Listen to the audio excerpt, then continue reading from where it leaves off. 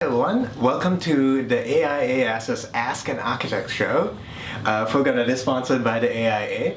And with me here today is Emily Grandstaff-Rice, who's come from Boston, has been really active in the Boston Society of Architects, and is now on the AIA National Board of Directors.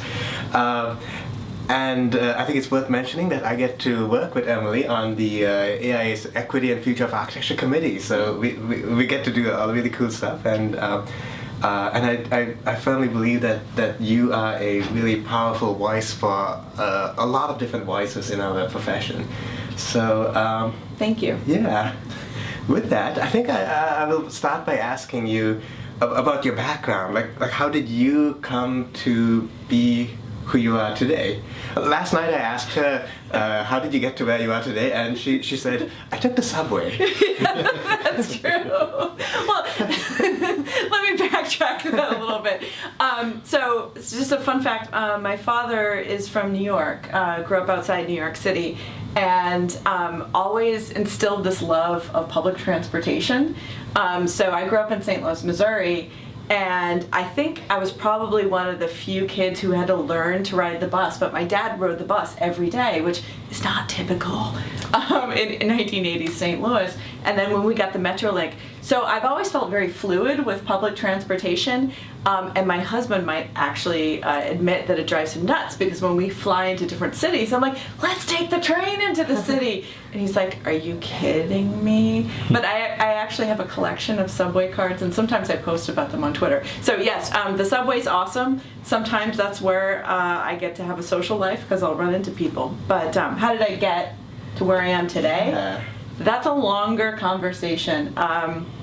I think, some people wake up with this realization that they're just going to be an architect. It took me a while, as with most things. I think there were nuggets in there along the way, whether it was playing with blocks or creating my own worlds. I also got in trouble for drawing all the time. Famously, when I was 5, I think I drew on my bed sheets, right? And it, once everything kind of pulled together, I had the opportunity to go to a summer pre-college program at Carnegie Mellon, and then that was it. So I tried architecture, I loved it. Then I knew what I wanted to apply for. There's some doubting moments along the way, and that's natural with a career, but that's sort of the initial spark. It's just, I loved math, I loved art, I love cities, I love just learning about different things, and I mean, you can never get bored with architecture. Yeah. I think going with this whole theme of developing throughout your experiences, what are things that students who are watching or emerging professionals can do? Actually, let's stick with students. What can students do while they're in school? Totally. To advance themselves? I think number one, learn how to get comfortable with public speaking. Yeah. I underestimated that as a skill when I was in high school or when I was in college. I think I just tried to wing it when I was doing my presentations, and I'd always get mad at the end because it never went how I thought it should go. Partially because you're sleep deprived and you're just putting up whatever you got up there. But after school, I don't even know what the spark was, but for some reason I joined Toastmasters. And I joined Toastmasters at MIT. I have no affiliation with MIT at all, but I figured if I was going to do this and I didn't really enjoy public speaking, I would get sweaty palms and sort of heart racing and all that sort of stuff. If I went to a place where nobody knew me, it was a really low bar. Right? But it was MIT. But it was MIT, right? So being an architect was really interesting to everybody else. And it allowed me to develop my voice, to understand what my nervous tics were. I eliminated the stuff, which gave me more confidence, which then led to more opportunities to speak, which then led to, frankly, getting on interview teams, and now I do community forums and I do a lot of things like this. Am I an expert? No way. I'm somewhere on that spectrum, but that's a really easy soft skill that you can learn. And then the other thing that I would say for students, along with public speaking, is learning how to write, because you don't realize one of the unique things about studying architecture and design is that you have a unique perspective on the world. Yeah. And you see things that other people don't. Whether it's, I'm looking at the wall over here. There's the scuff marks, right? Only architects notice this stuff, or little things in the environment. But you also see connections that other people don't see, and that's really important to communicate to other people. But also not to do it in archaspeak, right? In language that people don't understand. So learn to speak, learn to write, but more importantly, learn to translate all of that archaspeak that you learn in school into plain English, and you will soar. That's huge. Yeah. Because ultimately, you're gonna need to learn to connect with your clients. Well, number one, you want clients so you can do work. Yeah. But learning that while you're in school, it's just going to blossom. Yeah. And I think we all talk about, or we all dream about wanting to make a difference, want to change the world, change the way things are done. And I think being able to communicate in a way that the general public understands and the people we work with understand is so important. Well, I don't know if I told you last week, I was doing these community forums for a community outside Boston, and they're building a new elementary school. Yeah. And so we had one on Tuesday, and then we had one on Thursday. Same exact format, except on Thursday, the entire first row was inhabited by a 4th grade class who was doing a civics lesson. So while I had the same content, I very quickly on the fly had to figure out how I could describe some very difficult things such as wetland boundaries and traffic and ledge. So rock in the ground and test pits and all this sort of stuff to 4th graders. And what was interesting was afterwards the principal came up to me and he said, "I think you were more clear the second time," which makes me realize that it's not about dumbing down what you say, but it's about being very clear and understanding that not everyone comes to our work from the same background. Yeah. And making it accessible. And sometimes you have to describe things in other ways. But I also made it kind of a shouting game with them. I'd be like, "Can anybody tell me what site?" They go, "Gates!" Right? So it's also learning how to interact with your audience. I used to think that was gimmicky, but it works. Yeah. No, I think people connect when you're trying to connect with them in a way that is tangible. Yeah. Yeah. How about we talk a little bit about maintaining a balance? Like, you do a lot of different things. What balance? Sorry. I'll let you finish your question. How do you think we should... how do you maintain balance among your many different commitments in life? And how can somebody who's just beginning in this profession maintain a balance? Yeah. That's a really deep question. And the only person who can define that balance is you. Yeah. And that balance will change through the different eras of your life. So I would say, number one, your health is so important. That didn't really click with me until I was in my mid to late 30s. And it's not because there was one big reason, but I started to realize that, good sleep is integral to my mental health, my emotional health, my productivity. Also, what you eat is really important, even though sometimes you're just trying to scrape by with whatever money you have. Exercise, just movement, and doesn't have to be amplified or intense, but just physically moving, and also the people that you're with. Yeah. That sort of emotional, social aspect.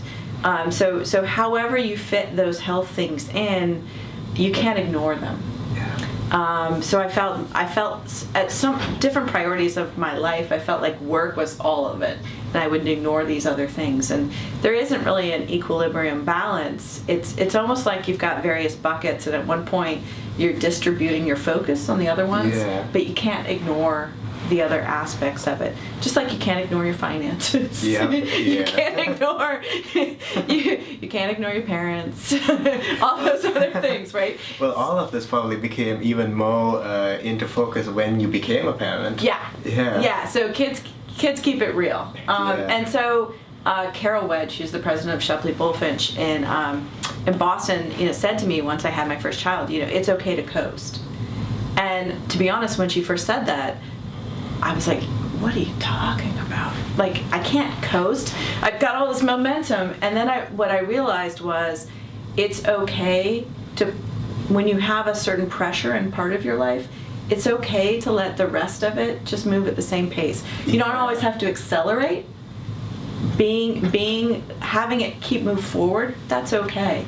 So I exercise.